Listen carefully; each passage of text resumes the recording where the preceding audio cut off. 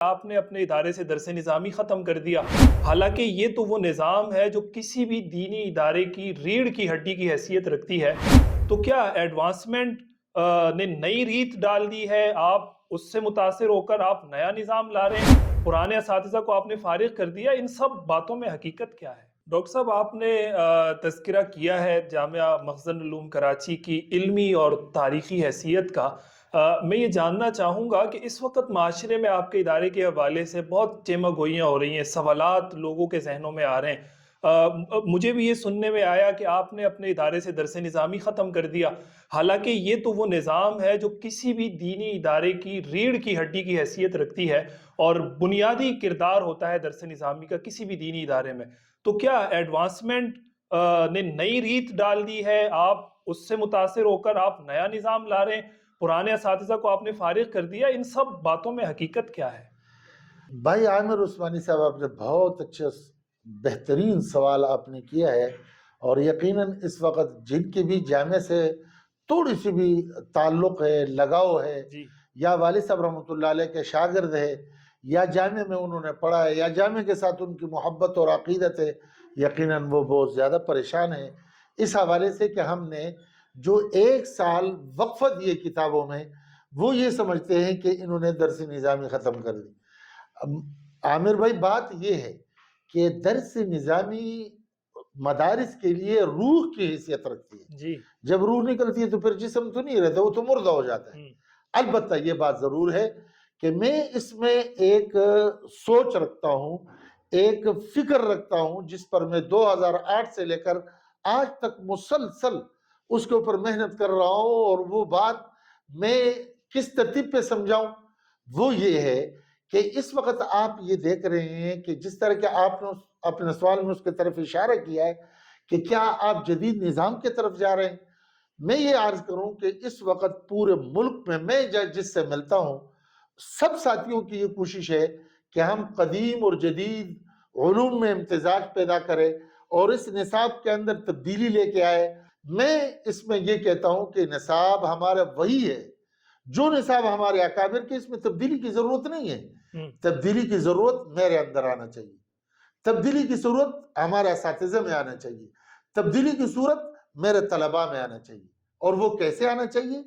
تو اس کے لیے میں یہ کہتا ہوں کہ جو طلباء ہمارے پاس پڑھنے کے لیے آ رہے ہیں، ہم اس کے اپنے آپ کو ذمہ دار سمجھے کہ جس طالب علم نے ہمارے ہاں داخلہ لیا، اب اس طالب علم کی تعلیمی، اس کے کردار اور اس کے گفتار، اس کے اخلاق اور اس کی تربیت، یہ میرے عند اللہ اور عند الناس ذمہ داری ہے۔ کیا یہ میں کہہ سکتا ہوں کہ اس وقت ہم اس میں کامیاب ہے؟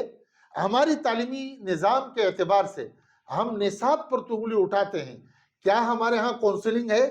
ہم نے کبھی یہ سوچا ہے کہ یہ بچہ دین کے کون سے شعبے میں چل سکتا ہے؟ اس کے لیے تصنیف اچھی ہے، اس کے لیے مبلغ بننا بہتر ہوگا، اس کے لیے افتاء بہتر ہوگا، اس کے لیے تدریس بہتر ہوگی، اس کے لیے مدرسے کے نظم میں لگنا بہتر ہوگا، اس کے لیے سیاست بہتر ہوگی، اس کے لیے تجارت بہتر ہوگی،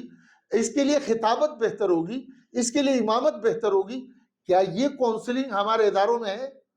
پھر اس کے ساتھ آپ یہ دیکھ لیں کہ مدارس کے اندر جو پڑھایا جاتا ہے، ایک استاذ کو تمام فنون دیا جا رہا ہے۔ بھلا آپ مجھے بتلائے، یہ ہے تبدیلی کا تقاضا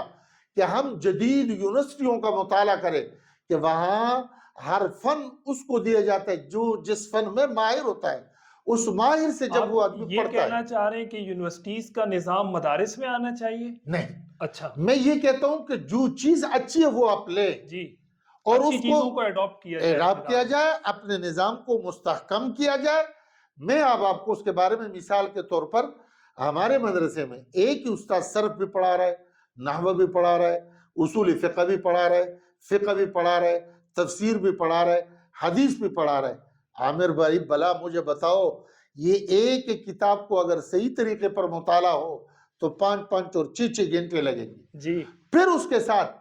مدرس کے معاشی حالات کو ہم نہیں دیکھتے ہیں، اس کی تنخواہ قوت لا یموت نہیں ہوتی، 2 مہمانوں کے لیے وہ تنخواہ پورا نہیں ہوتا، ایک طرف پر اس کو معاشی مسائل میں الجھا ہوا ہوتا ہے، دوسرے طرف پر مدرسے میں ہر فن کی کتاب دی جاتی ہے۔ یہ اس بیچارے کے کیسے پڑھائے گا؟ لہٰذا میرے کہنے کا مقصد یہ کہ صرف کے ماہر کو دیا جائے، وہ صرف پڑھائے، نحو کے ماہر کو پڑھایا جائے، اور فقہ کے ماہر کو پڑھایا جائے، اور اس کے ساتھ تعین ہو کہ جیسے کہ نحو کی 4 کتابیں ہیں تو ہم اس میں یہ معیار طے کرائیں کہ نحمیر پڑھنے پر طالب علم کا استعداد کیا ہوگا، اور نحمیر پڑھنے کے بعد پھر اداۃ النحو میں اس کے استعداد کیا ہوگا، اور پھر قافیے میں کیا ہوگا، اور شرجانی ہم کیوں پڑھاتے ہیں۔ آج آپ کسی سے بھی پوچھے پتہ ہے، لہذا اس سال نحمیر اس سے پڑھ لی، اگلے سال کا اداۃ النحو اس سے پڑھ لی، اور تیسرے سال قافیہ کسی اور کے پاس گئے۔ کیا یہ تینوں استاذوں کا پڑھانے کا انداز ایک ہے، یا یہ تینوں استاذوں نے ایک استاد سے پڑھا ہے، یا یہ تینوں نے طے کیا ہے؟ کوئی پتہ نہیں ہوتا کہ نحمیر والا کیا پڑھا رہے، اداۃ النحو والا کیا پڑھا رہے، قافیہ والا کیا پڑھا رہے۔ لہذا میں یہ سمجھتا ہوں کہ امت کو علماء کی ضرورت ہے، اور اس تعلیم کے ساتھ ہمارے اکابر نے سکیلز بھی طلباء کو سکھایا، زبان بھی سکھائی۔ میں اس کی ضرورت سے قطعاً انکار نہیں کر رہا ہوں، لیکن اس کو اپنے اوپر مسلط بھی نہیں کرتا ہوں۔ اللہ کے فضل و کرم سے میں نے وکالت بھی کی ہے، ایم اے بھی کی ہے، ماس کمیونیکیشن میں بھی کچھ وقت گزارا ہے، اور ہومیوپیتھک بھی کی ہے۔ یہ چیزیں میں نے دیکھی ہے، لیکن اس سے متاثر ہوئے بغیر اس وقت ہم جس طرح کے اردو کو سیکھ رہے ہیں، پربت کے پہاڑیوں میں بیٹھ کر کے ہم پہلے اردو سیکھتے ہیں پھر پڑھتے ہیں۔ اب اردو آہستہ آہستہ معاشرے سے نکل گئی، وہ ہمارے نظام کمزور ہونے کی وجہ سے، حکومت کے بے توجہی کی وجہ سے اب ضرورت انگلش کی ہے، ضرورت چائنیز کی ہے، ضرورت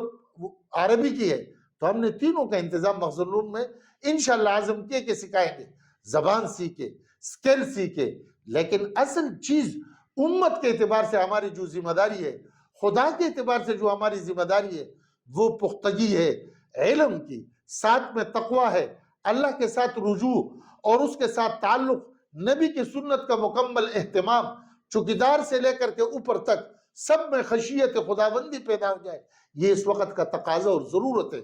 اس لیے ہم نے یہ سوچا کہ 1 سال مخزن العلوم کے اعتبار سے ان کی تعمیرات میں بھی کام تھا، اور ساتھ میں ہمارا یہ عزم تھا کہ ہم اپنے طلباء میں اب شیخ الہند حسین احمد مدنی، شاہ انور شاہ کشمیری کی طرح وہ جو جلیل القدر علماء تھے، ان کو سامنے رکھتے ہوئے ہم ایسے پختہ علماء کہ جن کو دنیاوی دینی علوم پر عبور بھی ہو، اور عوام کے مسائل کا ادراک بھی ہو، حل کرنے کی ترتیب بھی ہو۔ یہ نہیں کہا جا سکتا کہ یہ ہر فن کا مولا ہے۔ ایسے افراد تیار کر لے کہ ہر شعبے میں وہ اپنے شعبے کا امام ہو۔ اس کے لیے ہم نے مخزن علوم کے نئے جو ترتیب بنائی ہے، اس میں ان تمام امور کا خیال رکھا ہے۔ الحمدللہ اس کے لیے جو ہم نے آغاز کیا ہے، ایک تو یہ ہے کہ جو درس نظامی ہے نیچے سے آنے کے اعتبار سے اس کے لیے بھی ترتیب رکھ لی، اور ساتھ میں انشاءاللہ ہم چلیں گے تو وہاں معہد بھی ہوگا، عربی میں انشاءاللہ پڑھائی ہوگی، اردو کے درس نظامی بھی ہوگا۔ لیکن اس کے ساتھ سب سے زیادہ ضرورت اس وقت جو ہمیں ہے، یہ جو نئے فارغ ہو چکے ہیں اور یہ بیچارے اس وقت حالات کے اعتبار سے کتابوں میں بھی ان کی پوری دسترس نہیں، سکیلز بھی اس کے پاس نہیں، اور معاشرے میں کوئی تبدیلی بھی ہم نہیں دیکھ رہے، تو ان کے لیے ہم نے ایسی ترتیب رکھی ہے کہ علم میں پختگی کے ساتھ ان کو اس وقت کے تقاضوں پر مکمل عبور ہو۔ وہ زبان کے اعتبار سے بھی، کمپیوٹر کے اعتبار سے بھی، سکیلز کے اعتبار سے بھی ان کے ہم کلی رہنمائی کریں گے۔ اس کے لیے ہم نے مختلف کورس ڈیزائن کیے ہیں، جس میں ہم انشاءاللہ ان کو عربی پڑھائیں گے، انگلش پڑھائیں گے، اور چائنیز زبان پڑھائیں گے۔ یہ سب چیزیں انشاءاللہ العزیز آپ حضرات کے سامنے آئیں گی، اور آپ دعائیں بھی دو گے، اور جامع کے کردار معاشرے میں ایک فعال، منظم اور مضبوط صورت میں انشاءاللہ جب آپ دیکھیں گے تو آپ کے دل سے بے ساختہ دعائیں نکلے گی کہ اللہ ادارے کو دن دگنی رات چگنی ترقی عطا فرمائے۔ بہت بہت شکریہ جناب ڈاکٹر قاسم محمود صاحب، آپ نے وضاحت کے ساتھ بیان کر دیا ہے کہ وہ جو سوالات جو اس وقت اس معاشرے میں یا علماء میں یا اس طبقے میں جنم لے رہے تھے کہ جامعہ اسلامیہ مخزن العلوم کراچی سے درس نظامی کو ختم کر دیا گیا ہے، اساتذہ کو نکال دیا گیا ہے، پورے نظام کو دھرم برہم کر دیا گیا ہے، اس کو آپ نے کھول کر رکھ دیا ہے کہ یہ دراصل جو میں سمجھا ہوں کہ 1 سال کا وقفہ ہے، اس میں ادارہ ریسٹرکٹ کیا جا رہا ہے، اس کی بنیادوں کو مضبوط کیا جا رہا ہے، کچھ تعمیراتی کام کیے جا رہے ہیں، اور اسی کے ساتھ ساتھ نئے نظام کے لیے کورسز ڈیزائن کیے جا رہے ہیں، درس نظامی کا بھی آئندہ سال آپ نے کہا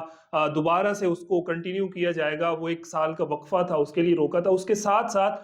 زبانوں کے حوالے سے آپ نے بتایا ہے کہ اس حوالے سے ایک اہم قدم جامعہ اسلامیہ مخزن العلوم نے اٹھایا ہے، وہ بھی آئندہ آنے والے وقتوں میں لوگ اس سے بھی مستفید ہو سکیں گے، اور اس کے ساتھ ساتھ دیگر فنون کی طرف آپ نے اشارہ کیا ہے کہ زمانے کی ریت کے مطابق جو چیز جس وقت کی ضرورت ہوگی، آپ کی یہ کوشش ہوگی کہ آپ اپنے فضلاء کو، اپنے علماء کو، اپنے دینی طبقے کو بھرپور طریقے سے اپنے ادارے کے اندر بلا کر